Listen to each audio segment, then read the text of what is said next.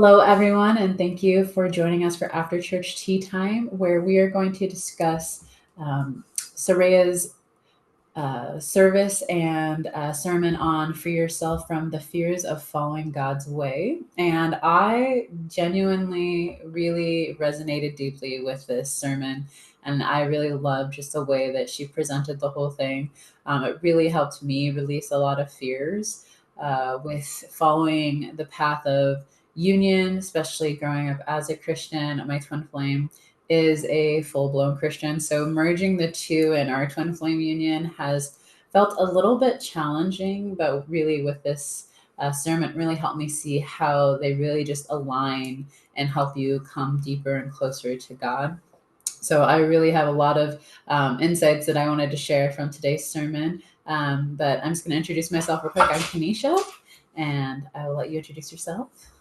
Yeah. Hi everyone. I am Sudikya, and yeah. Yeah. So today we're just going to go right into really just sharing our insights from today's sermon. So I would love to ask you, like, what was your favorite takeaway from today's sermon?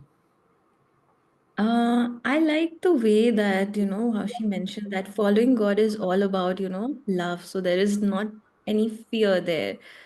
So mainly, I think in our culture, somewhere I feel that, there is a mix of both the ways where it's about love and then there is a fear paradigm also. So really, releasing it from the consciousness. That is also what we have been doing, really following God's path and not, leaking energy into anything else that like ego tells us. So, yeah, that was my biggest takeaway that, God's path is really the path of love, like unconditional love and surrender and connecting with the teachings that are there. Like I myself I'm following Hinduism. So there are like it's an expansive religion, like multiple, things are like there and what what is the true like core of love in that teaching and really connecting with it and just releasing everything else. So yeah. Absolutely. I loved that she also spoke on how your will is God's will. And this was something that for a while took me quite some time to truly understand. But that was that when I was really choosing what I like desired at my core, even though it didn't unfold the way I thought it was going to, it always unfolded perfectly. And I always got what I desired because it was God's will for me to have those things. And so it was really important for me to start to relax into that. And that also goes along with what she said was like, you're not your ego and you're not your patterns and your upsets, and that you can let go of those beliefs that those are your identity and to really embody your divinity. I think that's something that through this work we can tend to get lost in is like, oh, I'm still working through this pattern, or I haven't healed this layer yet, so I haven't let go of ego. And really, that's just the illusion. And she mentioned that the truth of this work is that it shines truth on the illusion and you realize it was never really there. And I think that's what I really love about Jesus was that he was always shining a light on the truth and shining a light on love. Like that was his religion, was love, and was to really align with God's way. Yes, I'm grounding a lot into the way of peace and love because it's like our minds are programmed to sort of, follow the way of ego and actually, believe that that actually gives better results in reality. But that is so not true. Like when you actually relax and, you really connect with the like the presence of God within and release the resistance to, in fact, like the presence of God is already there within, right? But what we do is that because ego tells us that, oh, ego may have a better way. So I had that pattern of trying to find that better way in which like the life completely jumbles up. So it's really about like, letting go of that voice and letting go of that fear that you'll lose something if we don't you like follow ego's way, really coming into the realization that what is only God, and that's why God's way is perfect, and just making that connection within, relaxing, surrendering, and just coming to the realization that how joyful life becomes. Like it's never about the external things. Yes, they get added up, but then it's really about the fulfillment, the realization with God. Yeah, absolutely. And she really spoke on like what we all really want at the core is God. And when we Mhm. can relax into recognizing like that is what our natural state of being is, to be with God and to just really embrace that, that life does become very joyful. And I know that like when I really like focus on just the path of Christianity, I always felt very guilty and very sinful and very like a lot of shame all the time. And I was just like, I'm never getting this right. And I don't think that this is what God really wanted me to live my life in this way. Like I really genuinely believe if I was able to like just have a conversation with God face to face and ask him like, is this what you want for me? Or is this what you want for me? Which for me is um, the teachings of union, and really being able to heal those core levels of guilt and shame and those beliefs that we're always wrong or that we're always doing something wrong. So I love that she said that um, you can never be wrong doing what's right. And that really was very healing to my heart to hear that, because the more that I have really relaxed into the teachings of union, the more things have really gone right in my life. And a lot of it is just surrendering and allowing to God to do what he needs to do in my life instead of me trying to control or physically make things happen. Now, that doesn't mean that we don't do things. We do have guided action, and we do have moments where we're encouraged or guided to physically take action, of course. But a lot of it comes to doing the inner work and really just allowing your outer reality to start becoming the reflection of your inner reality. And that's complete opposite of what I grew up to know.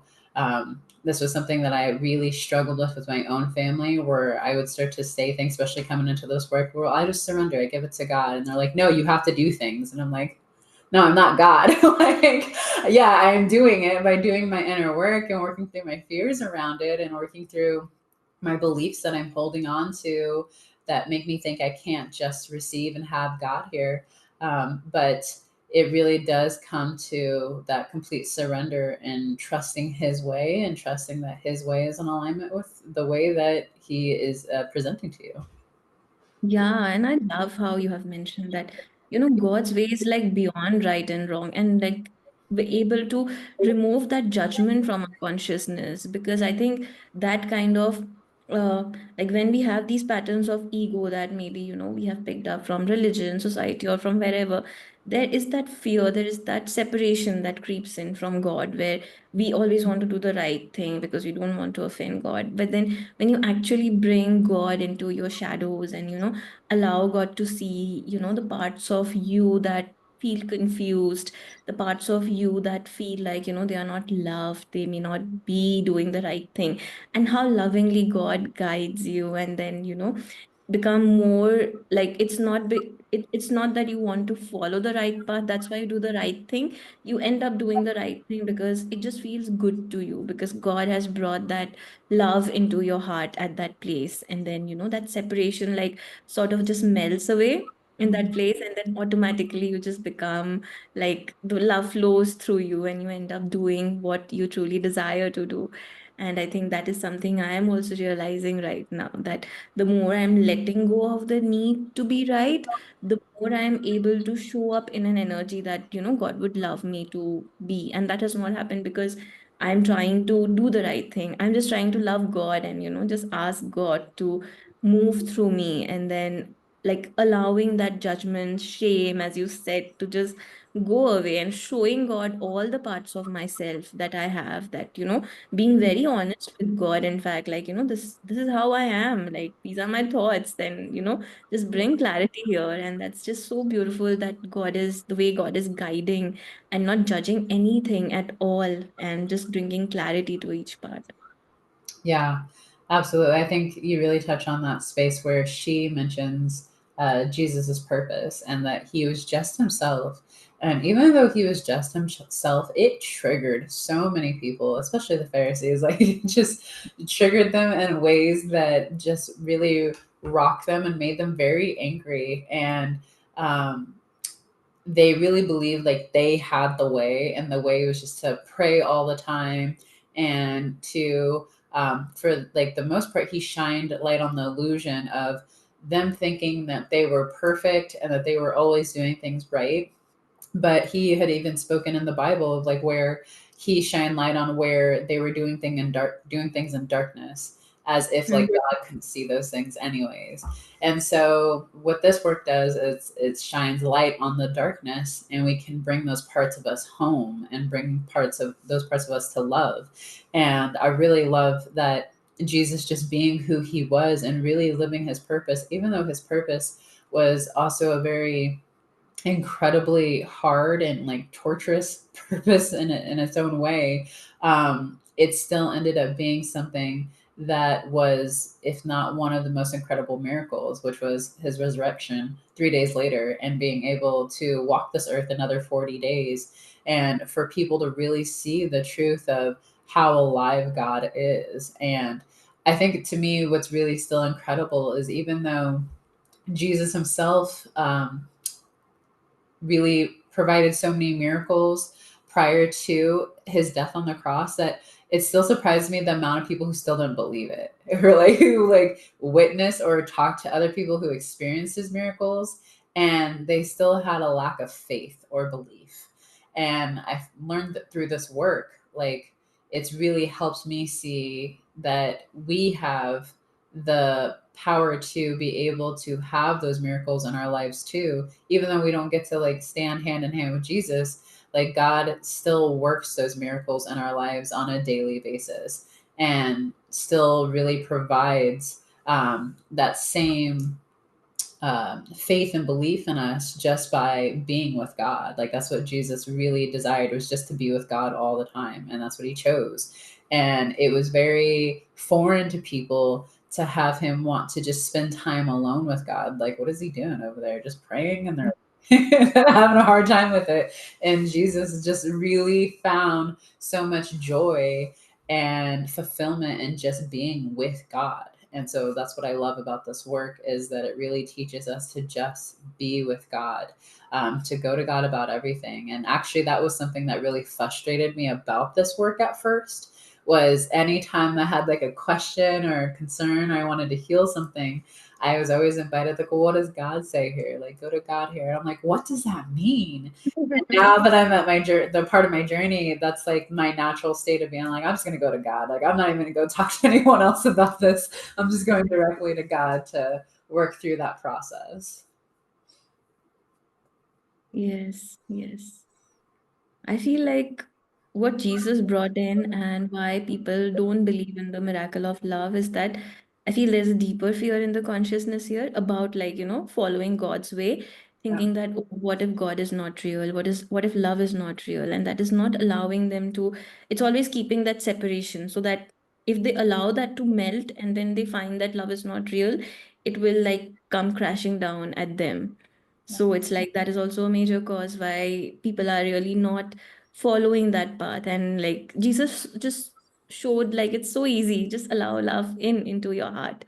Yeah. But really doing that and finding out that love is true, I think many people have that fear that, they'll just surrender, they'll collapse all into love, and then they will find that it is not true. And that runs so deeper in the twin flame journey also, because as twin flames, people are like so in the journey, people are like so scared to just surrender to love and just allow love to guide them, allow God to guide them. And I think that is the final point where sometimes your journey comes in, like, that final point of surrender, where you have tried everything and now you just need to let go, and follow that path and just allow God at that place. Just build that relationship with God, build that divine romance with God, and let the story outside fall. And that is the most scariest part. I feel that, in a twin flame union, just to let go of what you have known to be right, what you think should be right, and just surrendering that part and like connecting with love in that place and really understanding that all of this is real, love is real, and what just Jesus has taught about miracles, all of that can happen for you as well. So yeah, that final let go of fear, that is very important. Oh, absolutely. Yeah, I think you touched right on it. That is probably one of the biggest fears of the twin flame journey is I'm gonna do all of this work and still gonna end up with nothing. I'm not gonna Nothing. know who my twin flame is. And I think for those who are listening, the most important thing is having to surrender what that time looks like. I hear people a lot talk about divine timing, and I remember Shaleia talking about like divine order. And the divine order is the order that you heal those things and that you just choose to heal as those things comes up, and it naturally is an order of like your union evolving. And when I really allowed myself to relax into that and just letting go of like this time, this illusion of time, and trusting that if I was going to work on divine timing, then I was going to work on like God's timing in my life. Like God's always showing up perfectly, always bringing me the most, the thing to heal in that moment in time. Like I could really trust that. And what I've learned through this work is like if you genuinely do the work, you are going to really reap the fruits of the work that you do.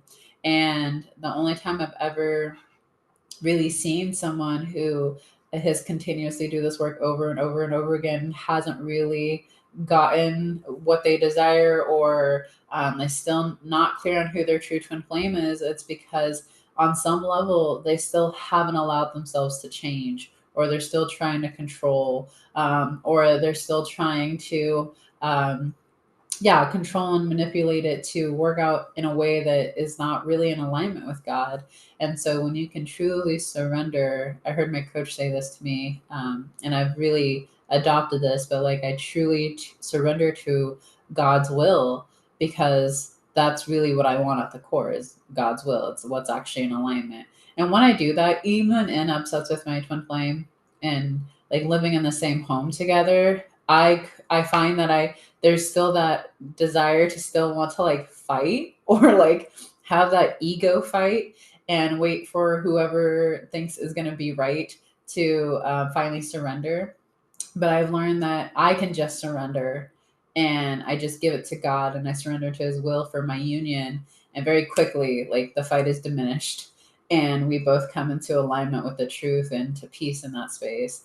And so you don't have to fight your way in your life to like get what it is that you desire. You surrender into love, and you really spoke on that, which is that only love is real. And that's something that Jeff and Shalia really remind us all the time, is that you don't have to uh, try to defend the truth. You don't have to try to defend love, because it doesn't need defending. It is what it is. It's love. It's the truth. And both those things are going to be revealed, because that is the only thing that is real.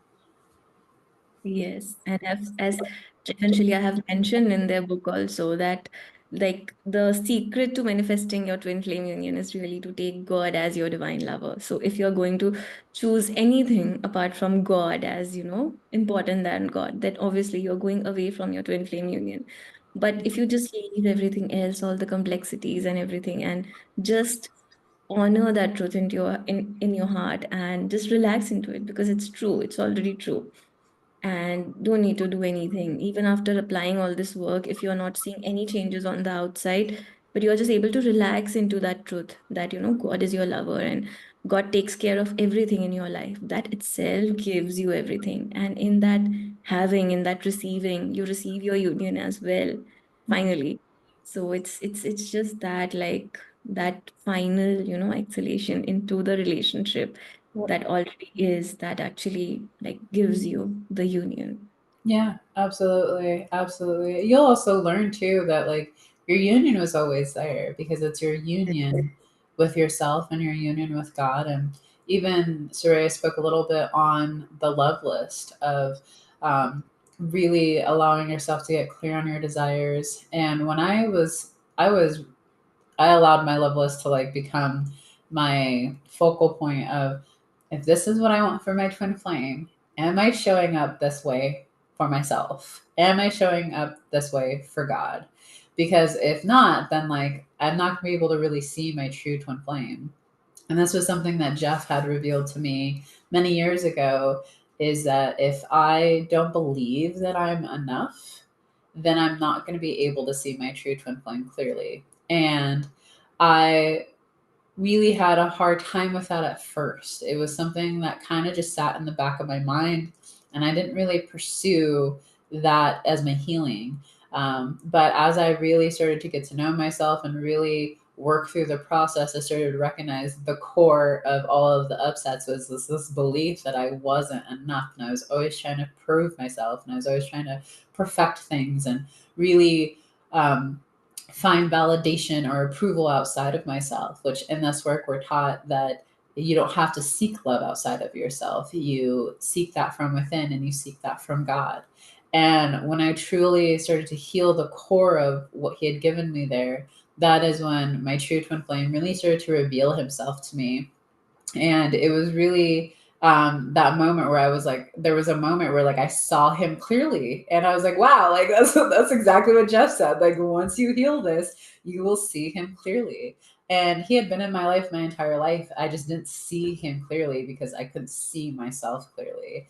And that is really the truth, is that you've always been in union, but you're letting go of all of these thought processes and beliefs and ego that you've had held on to due to society.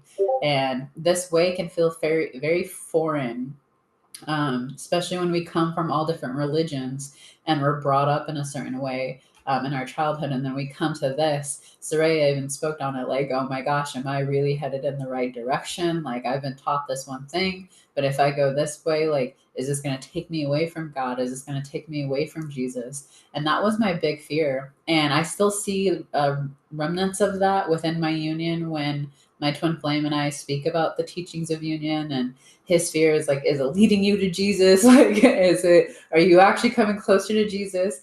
And my answer is, it's actually helping me understand Jesus on an even deeper level and Hmm. really be able to honor and respect the path that he paved for us in order to be able to continue this work.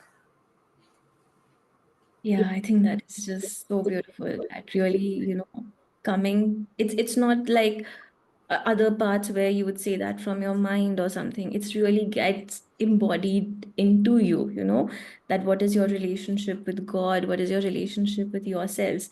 And what you said is like completely true. Unless you see yourselves as divine, you will not be able to see who your true twin flame is. You'll always project your divinity outside of yourselves and, make something up. But the moment you start building your, like, seeing your divinity, seeing yourselves as God, and that can happen when you really start communicating and allowing God, like allowing yourselves to see the relationship that has been there with God, that your vision becomes clear, that what is a true twin flame connection and how divine it really is. So yes, I think that that is a major learning, and that can actually shift things, because when people start their twin flame journeys, it's always some idealization, some projection that they start with. The moment they start into, like, coming into that union within and healing those blocks where they are not seeing the divinity within and projecting it into other situations, that's when they can come home fully to God. Absolutely. Absolutely. That's beautiful. Well, I'm feeling complete here. How are you feeling? Yeah, I think it feels complete. We have touched on all the pieces which can help us have a complete relationship with God. Absolutely. And so I definitely invite you all to just really sit with the message that Soraya gave us here for today's sermon, and really know that if you are pursuing love, if you are pursuing your truth and really allowing yourself to align with your divine self, that you are choosing to align with God. And you can always just check in your heart and just have a conversation with God and ask Him to show you. Ask Him to show you the way, ask Him to show you what it is that you might be holding on to that isn't in alignment, and to do that without judgment, to really do that from a place of compassion and just patience, and know that it's just the work of the day. That's one of my favorite things that Jeff reminds us of, is just do the work of the day, chop wood, carry water, and you will find exactly what it is that you're seeking, which is your true divine self.